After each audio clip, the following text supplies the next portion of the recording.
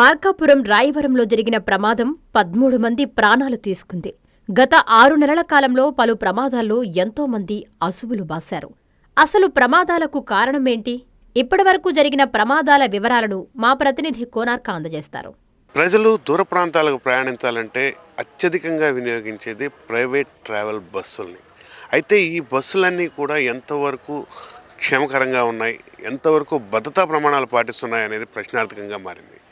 రాత్రి జరిగినటువంటి ఒక భారీ ప్రమాదం ఏదైతే మనకు ఉందో, మార్కాపురం జిల్లా రాయపురం వద్ద జరిగినటువంటి రోడ్డు ప్రమాదం, ఒక కంకర లారీని ఢీకొన్న ప్రైవేట్ బస్సు, హరికృష్ణ ట్రావెల్స్ అనే బస్సు ఢీకొనడంతో కంకర లారీ ఏదైతే ఉందో అది రోడ్డుకి అడ్డంగా తిరిగి పడిపోయే పరిస్థితి ఉంది. అంటే ఎంత వేగంగా వస్తే ఈ ప్రమాదం జరుగుతుంది అనేది మనం అంచనా వేయచ్చు. దాదాపు 13 మంది ఈ ప్రమాదంలో చనిపోవడం అనేది సాధారణమైన విషయం కాదు.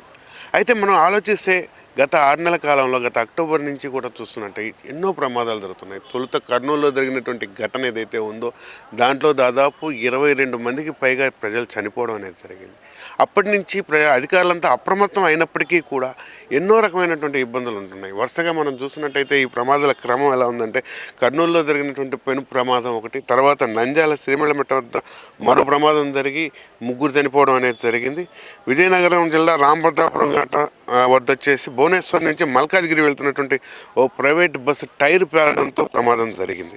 అక్కడ మరోవైపు చూస్తున్నట్టయితే వీటన్నిటికి కూడా కొన్ని చోట్ల కొందరు అప్రమత్తమై ప్రమాదాలు జరగకుండా జాగ్రత్తలు తీసుకోవడం జరుగుతుంటే, కొన్ని దగ్గరలో మాత్రం ఇది చాలా ఇబ్బందికరంగా తయారవుతుంది. ప్రతి దగ్గర అధికారులు, నాయకులు ఎంతవరకు ప్రయత్నం చేస్తున్నా, వారు కష్టపడుతున్నా కూడా ఈ ట్రావెల్స్ చేస్తున్నటువంటి నిర్వాహకం అంటామా, లేదా వాళ్ళ అలసత్వం కావచ్చు, వీటి వల్ల ఎక్కువగా ప్రమాదాలు జరగడం అనేది జరుగుతుంది.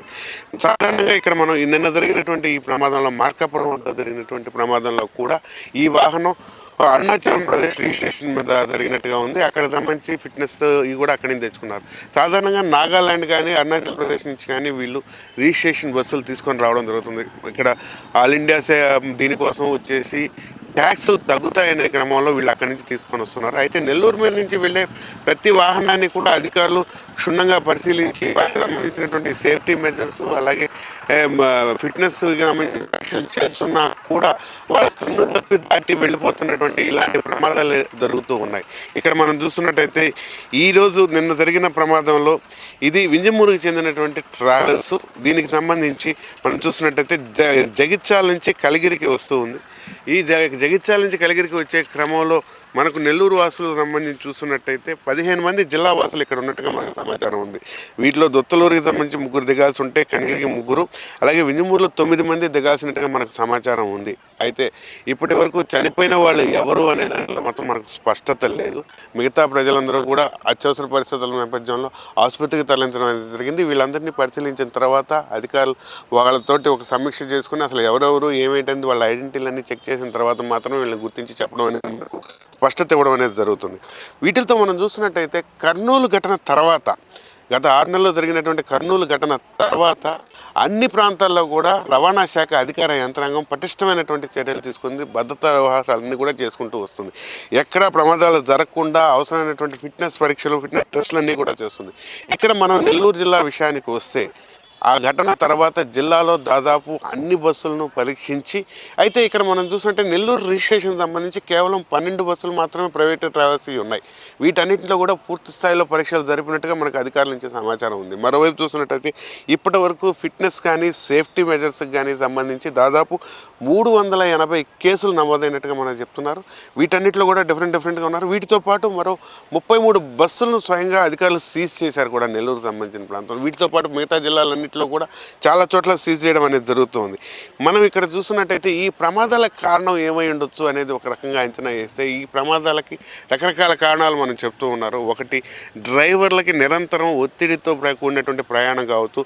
అంటే రాత్రులు అర్ధరాత్రి నుంచి తెల్లవారుజాము మధ్యలో మాత్రం ఈ ప్రమాదాలు ఎక్కువగా జరుగుతున్నాయి. ఒక సైడ్ నుంచి డివైడర్ నుంచి దాటి వెళ్ళిపోయి జరగడం కావచ్చు, ఇక్కడి నుంచి బస్సులు ఇంకో పక్క నుండే ఎదురుగా వస్తుండే బస్సులను కుదరడం కావచ్చు, ఇవన్నీ జరుగుతాయి. వీటన్నిటి వల్ల మనం చూస్తుండేది ఏంటంటే డ్రైవర్లు నిద్రలేమి, తీవ్రమైనటువంటి ఒత్తిడి.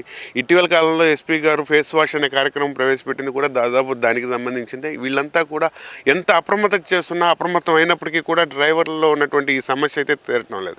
మరోవైపు చూస్తున్నట్టయితే నిర్వహణ లోపం, పాతవైపోయినటువంటి టైర్లను వినియోగించడం కానీ వాటిల్లో ఉన్నటువంటి విపరీతమైనటువంటి ఇబ్బందికరమైన పరిస్థితి ఇవన్నీ కూడా ఉన్నాయి. ఇవన్నీ ఒక రకమైనటువంటి ప్రధాన కారణాలు అయితే మానవులు చేసేటువంటి తప్పిదాలు ఏవైతే ఉన్నాయో అంటే తీవ్రంగా వీళ్ళు ఈ ఒత్తిడితో పాటు నిర్వహణ లేమినని చేయడం, అలాగే ఓవర్ స్పీడ్ అనేది ఒకటి జరుగుతుంది. ప్రైవేట్ ట్రావెల్స్ మీద మనం ఎక్కడ చూసినా కూడా చాలా బస్సులు రాత్రి వేళల్లో ఓవర్ స్పీడ్గా వెళ్తాయి. చాలా జాగ్రత్తగా వెళ్ళాలి హైవేలో వెళ్ళేటప్పుడు అని సాధారణ ప్రజలందరూ మాట్లాడడం కూడా మనం చూసుకుంటూ ఉండొచ్చు. వీటన్నిటిని మనం పెట్టుకొని చూస్తే అత్యవసరమైనటువంటి సామాగ్రి లేకపోవడం, నిర్వహణ లోపం అనేది చాలా తీవ్రంగా ఉంది.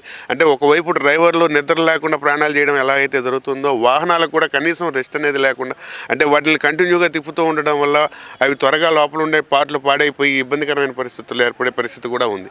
సో వీటన్నిటిని నివారించాలి అని అంటే ఎలా?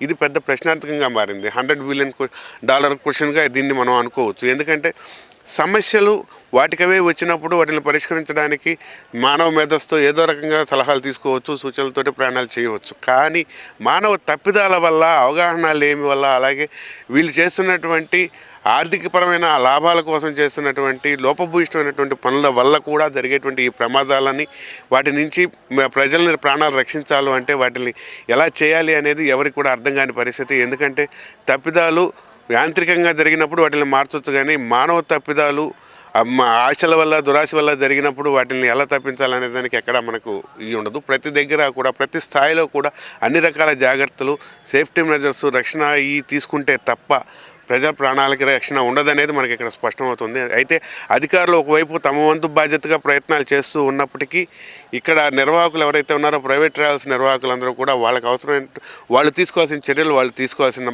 అవసరం ఎంతైనా ఉంది. ఇక్కడ మనం చూస్తున్నట్టయితే ఇటీవల కాలంలో మనకు ఇక్కడ నెల్లూరు ఆర్టీఏ కార్యాలయం వద్ద మనం చూస్తున్నట్టయితే డిటీసీ గారు ప్రత్యేకంగా 2 బస్సులను తీసుకొచ్చి వాటిని ప్రామాణికంగా అసలు బస్సులో సేఫ్టీ నిర్వహణ ఎలా ఉండాలి, వాటిని ఎలా చేయాలి అనేది కూడా ఆయన స్పష్టం చేయడం జరిగింది. మరోవైపు చూస్తుంటే ప్రైవేట్ ట్రావెల్స్ అందరినీ కూడా పిలిపించి వారందరికీ ప్రధానమైనటువంటి సూచనలు చేసి హెచ్చరికలు చేసి వారికి అవగాహన కల్పినట్టు కూడా మనకు తెలుస్తుంది. అయినా కూడా మనకు నెల్లూరు మీదుగా ప్రయాణించే వాహనాల వల్ల ఈ ప్రమాదాలు జరగడం అనేది చాలా బాధాకరమైన విషయం. ఇటువంటివి మళ్ళీ పునరావృతం కాకుండా అవసరమైనటువంటి అన్ని చర్యలను గట్టిగా తీసుకునే ప్రయత్నం ప్రభుత్వం చేస్తుందని ఆశిస్తున్నాం. కెమెరామెన్ గణేష్తో కోనార్క, N3 నెల్లూరు.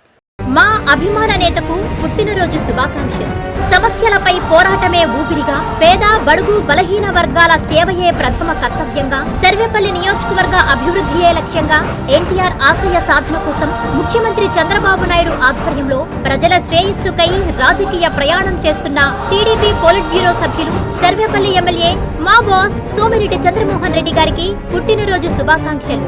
మీరు ఇటువంటి పుట్టినరోజులు నిండు నూరేళ్లు జరుపుకోవాలని, ప్రజా జీవితంలో ఇంకా ఎన్నో ఉన్నత శిఖరాలను అధిరోహించాలని మనస్ఫూర్తిగా ఆకాంక్షిస్తూ నీలం మల్లికార్జున యాదవ్, టీడీపీ మండల అధ్యక్షులు ముత్తూరు, కావలి విజయ్ కుమార్, గ్రామ సర్పంచ్ పైనాపురం, సుంకర శ్రీనివాస్ యాదవ్, మాజీ ఉప సర్పంచ్ ముత్తుకూరు మేజర్ పంచాయతీ, అక్కయ్య గారి ఏడుకొండలు, సర్వేపల్లి నియోజకవర్గ అధ్యక్షుడు మత్స్యకార విభాగం.